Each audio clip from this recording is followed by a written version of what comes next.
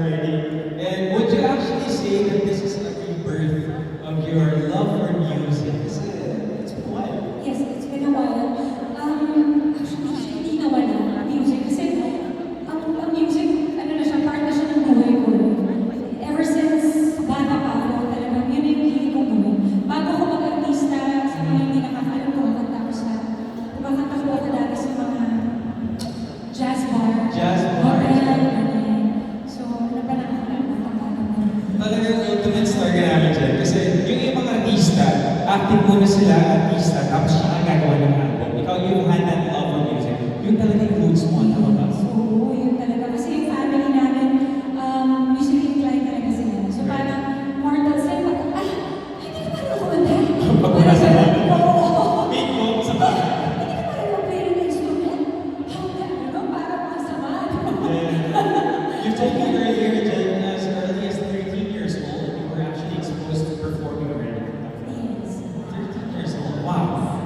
You know, it's been such a long way, and we're very prideful of that. Kasi yung unang album mo, first album was 2004, Living the Dream. 2004. Ako pa rin paalala. Salamat! Living the Dream. And then yung lahat is, of course, everybody remembers Kahit Sandali, which actually turned platinum, and ladies and gentlemen, for you to turn platinum in 2004, it says a whole lot of love for the artist and you. Siyempre dahil yan sa mga sumusuporta sa akin. Correct. So, zero in tayo, bago tayo pumunta sa ating film, Jen. Ngayon, we are right here right now for Jen Deluxe. And I heard from our Aguilar artist management, it took about 2 to 3 years because napakaraming nangyari sa buhay, di ba? Oo, actually, magti 3 years na. So, happy ako na pagkatapos ng ganun katagal na hintay. I'm very thankful na very patient and very understanding ng Star Music. Yeah. Kasi talagang bago namin mabuno yung isang buong album, yung dalawang taon na higit, di ba? Yeah. Daming nag-adjust sila sa lahat ng mga schedule. So, I'm very grateful sa lahat ng bumubuo ng Star Music. Talagang Hands down sa kanila. Kaya yung napakahusay, wala akong masabi.